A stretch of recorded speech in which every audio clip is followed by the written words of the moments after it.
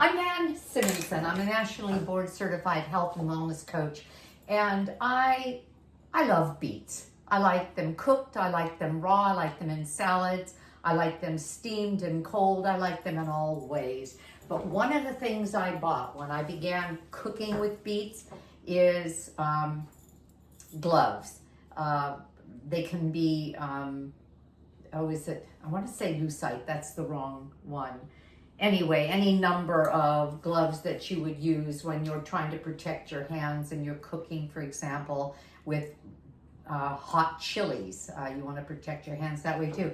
I just took mine off, and it's because I lightly peeled, and then I put this pound of beets into a food processor, and then I got them out. I recommend that you don't wear anything light colored and nothing that you care that much about, because one little beet sticks to you, you have a stain that probably isn't going to come out. No, I'm not trying to talk you out of beets.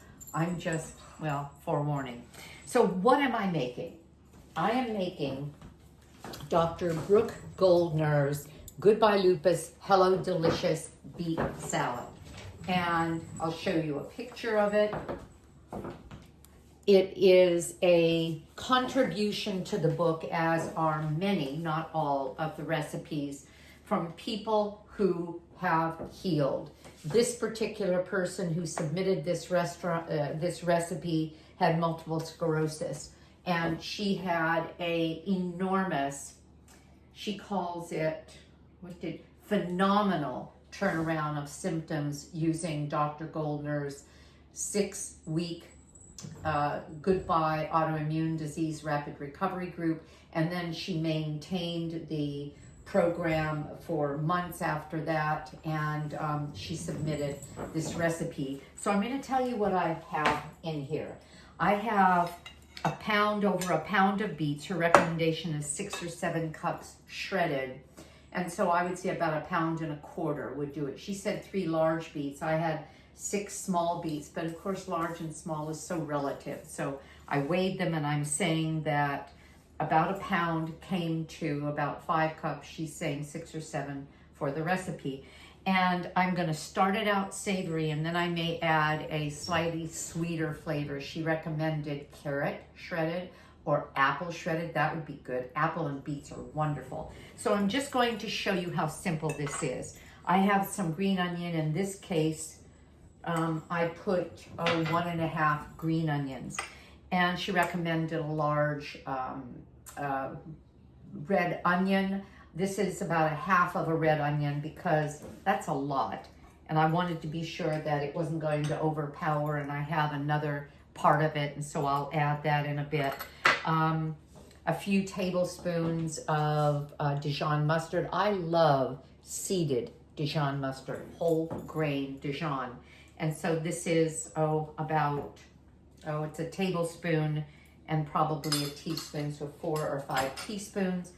I'm going to put in about 1/2 cup of balsamic vinegar. Now this is where Dr. Goldner raises her finger, even as it relates to some of the recipes in here, and says not on the high raw Goodbye Autoimmune Disease protocol because of this.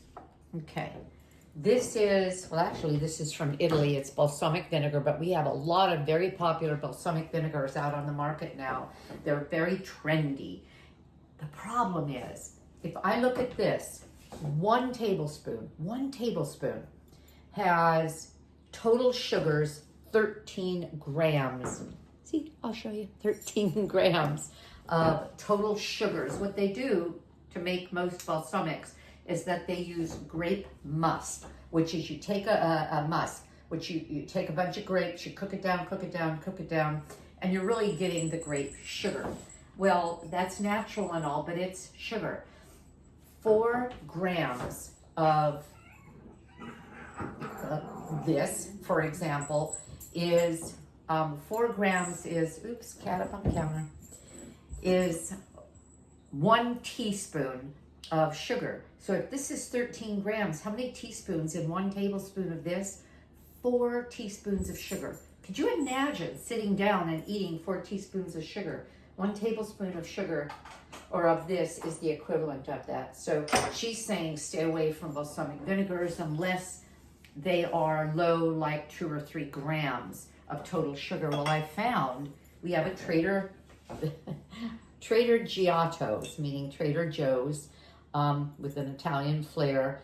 The balsamic vinegar from Modera is total sugars 3 grams. So that's less than a teaspoon in a tablespoon. That's still a lot, but we're not putting that much in here. So I would say if you are strictly on the protocol, wait until step down. Well, I have just finished. No, that's not true.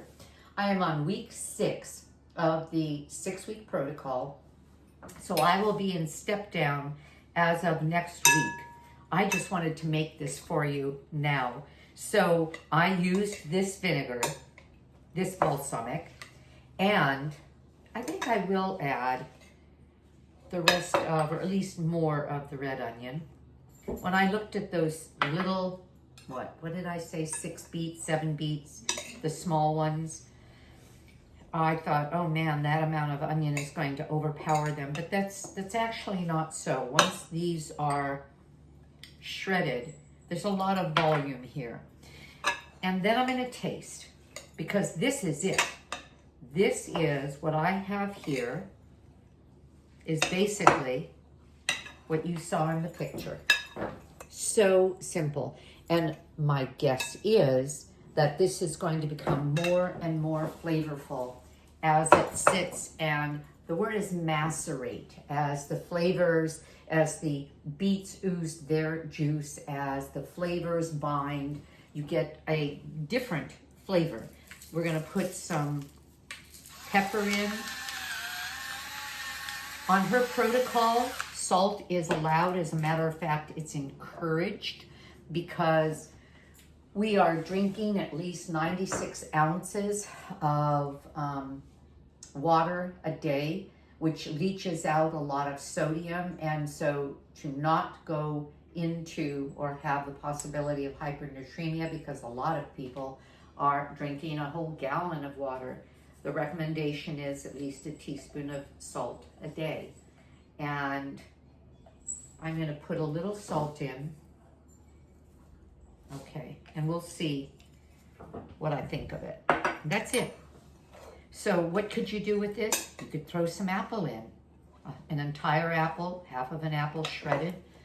I have some shredded carrot. I think it would be pretty, even though it's going to dye it immediately and turn the carrot red.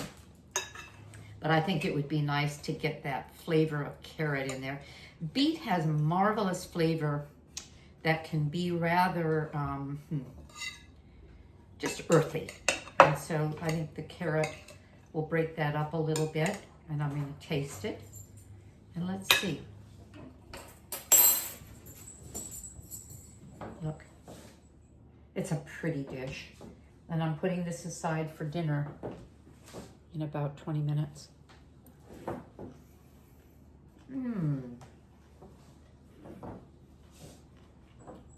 Now I have a lot of chewing to do.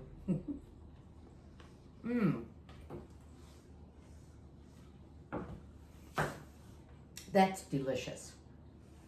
That's really good. At first I thought, wow, that's a lot of vinegar. Is that too much vinegar? No, it's not. And this has been freshly mixed. Again, when it has time to mellow, that vinegar will be perfect. This is good. So that's all I have to say. People, and I won't be typing the recipe out. You just heard it. That's to honor their desire to encourage you to buy the book. But it's a delicious recipe. I recommend. Goodbye Lupus, hello delicious to everybody who does any of her protocols, but I also recommend it for anybody who would like to add more raw food to our diet. Do you know that the raw food is one way we can increase our nutritional input by almost 30% as it relates to fruits and vegetables, especially vegetables, because it has been shown in research that, for example, cruciferous vegetables, deep leafy greens, will give us about 30% more nutrition when they're not cooked. So I'm doing more and more raw, although within a few days, I will be going to what we call step down and including cooked foods again, legumes and grains and tofu and all of that. So I think that's that. Thank you. Please subscribe. Please let people know what we have to offer here. I am an author of Aging Powerfully. I wrote this book when I turned 70. That was 4 years ago. To tell you that with lifestyle as medicine, meaning adequate sleep, exercise on a daily basis, community, being around people you care about and being available for people who care about you, and sleep, prioritizing sleep and stress management, doing those things absolutely changes us all the way down to a cellular level. Okay, and of course, with food, the College of Lifestyle Medicine recommends what I did nearly 7 years ago, and that is transition to whole food, plant-based exclusive. Ta-da! Bye-bye. Have a great day. I'm going to.